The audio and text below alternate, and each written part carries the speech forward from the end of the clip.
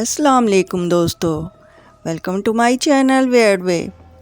कैसे आप लोग? उम्मीद है खैरियत से होंगे।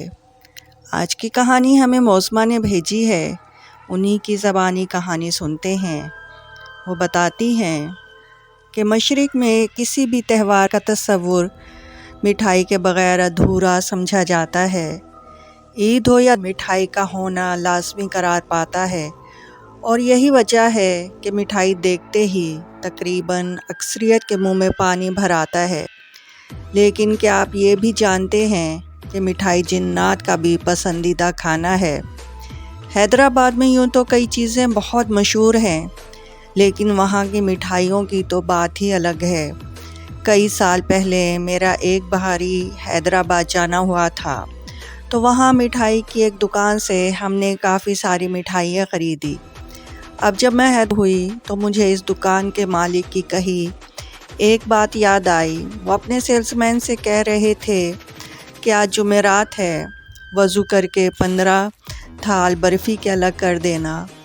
मुझे बहुत हैरत हुई कि इतनी बर्फ़ी कौन खाता है, और वो भी वज़ू करके क्यों निकाली जाए, क्योंकि मुझे बज़ाते ख़ुद तो बर्फ़ी बिल्कुल पसंद नहीं।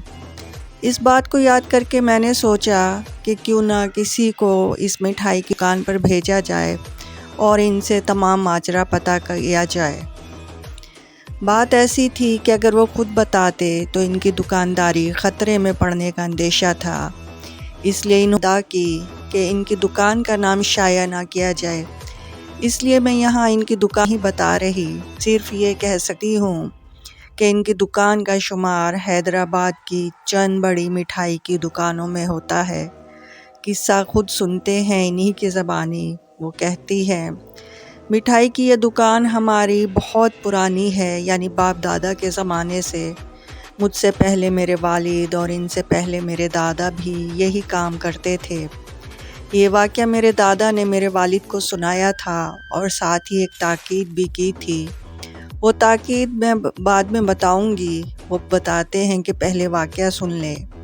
मेरे दादा एक निहायत परहेज़गार इंसान थे। 5 वक्त की नमाज के अलावा वो मुख्तलिफ़ वज़ाइफ भी करते थे। सुबह जैसे ही हमारी मिठाई की दुकान खुलती, दादा पहले दुकान में अगरबत्ती जलाते और गले और बैठने से पहले कुछ वज़ाइफ पढ़कर काम करने का आगाज़ करते थे। इनका ये मानना था कि यह हमारी रोज़ी की जगह है, इसकी इज़्ज़त करना ही हमारी कामयाबी का बाइस बनेगा। शायद यही वजह थी कि हमारी दुकान की मिठाइयों की बड़ी दूर तक धूम थी। लोग दूर दूर से हमारी मिठाई ख़रीदने आते थे। वो जुमेरात की एक शाम थी। दादा दुकान पर बैठे थे। इस वक्त मगरिब का टाइम था और दादा भी नमाज़ पढ़ने जाने का सोच ही रहे थे कि सफ़ेद राग शलवार कमीज़ में एक साहिब दुकान में दाखिल हुए। इनके दाखिल होते ही पूरी दुकान इतर की बड़ी अच्छी खुशबू से महक उठी। इस महक से चौंक कर मेरे दादा ने सर उठाकर इन्हें देखा।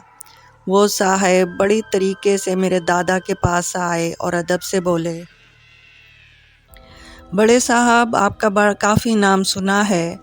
हमारे यहाँ कल नियाज़ है, इस सिलसिले में हाज़िर हुआ हूँ। मुझे 20 थाल बर्फ़ी के दरकार हैं, कल असर में आकर ले जाऊँगा। मेरे दादा जो काफ़ी गौर से इन्हें देख रहे थे और इनकी बात भी सुन रहे थे, इनके चुप होते ही फ़ौरन बोले, आप फ़िक्र ना करें जनाब, मैं बज़ाते ख़ुद बावज़ू होकर आपके लिए मिठाई बनाऊँगा और ख़ुद ही थाल भी सेट कर दूँगा। मेरे दादा की यह बात सुनकर इस शख्स के चेहरे पर मुस्कुराहट फैली। मैंने आपका ज़िक्र बहुत सुना है, आप वाकई बहुत बाइल्म हैं। ये सुनकर मेरे दादा अदब से बोले, बस जी, अल्लाह की अनायत है, वो ज़रे को आफ्ताब बना देता है। लेकिन मुझे हैरत इस बात पर है कि आपके यहाँ भी नियाज़ होती है क्या? इस पर इस शख्स ने जवाब दिया, अल्लाह तो हमारे भी है ना शेख साहब। ये सुनकर मेरे दादा ने इस बात में सर हिला दिया और कहा, आप कल असर के वक्त तशरीफ़ ले आइएगा, इंशाअल्लाह आपको शिकायत नहीं होगी।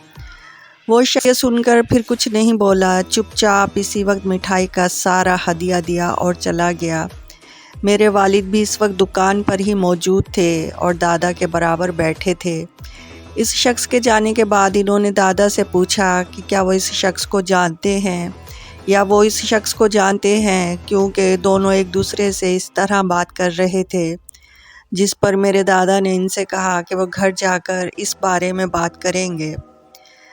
رات کے کھانے کے بعد میرے دادا نے میرے والد صاحب کو اپنے پاس بلایا اور ان سے کہا، جو میں بتا رہا ہوں بیٹا، اسے غور سے سننا اور ہمیشہ یاد رکھنا، اس دنیا میں جس طرح انسان آباد ہے، ویسے ہی ایک ایسی مخلوق بھی ہے جسے اللہ نے آگ سے بنایا ہے، وہ جنات ہے۔ ان میں اچھے بھی ہوتے ہیں اور برے بھی۔ آج شام کو جو شخص ہماری دکان پر آئے تھے، ان کا تعلق بھی انسانوں میں سے نہ تھا، لیکن چونکہ ان کے پاس بھیس بدلنے کی طاقت ہوتی ہے، اس لیے وہ انسان کے روپ میں ہماری دکان پر آئے تھے۔ لیکن ابا، آپ کو کیسے پتہ لگا کہ وہ جن ہے؟ یہ سن کر میرے والد نے ڈرتے ہوئے پوچھا۔ اس پر میرے دادا نے مسکراتے ہوئے جواب دیا کہ بیٹا جی، یہ میں تھوڑے بہت وظائف پڑھتا رہتا ہوں، یہ اسی کی برکت ہے، اوپر والے نے تھوڑا کرم بنایا ہوا ہے۔ یاد کرو، جب وہ دکان میں داخل ہوئے تو عطر کی کیسی تیز خوشبو پوری دکان میں پھیل گئی، اور پھر جب میں نے نظر اٹھا کر دکان میں لگے شیشے میں دیکھا تو وہاں ان کا عکس ہی نہیں تھا۔ میں فوراً سمجھ گیا کہ وہ انسان نہیں ہے، کیونکہ جنات شیشے میں دکھائی نہیں دے۔ کل وہ اپنی مٹھائیاں لینے پھر آئیں گے، اس لیے انہیں دیکھ لینا اور بالکل نہیں گھبرانا۔ میرے دادا کی یہ بات سن کر میرے والد صاحب اس وقت جو بالکل نوجوان تھے، انہوں نے دکان پر جانے سے ہی منع کر دیا۔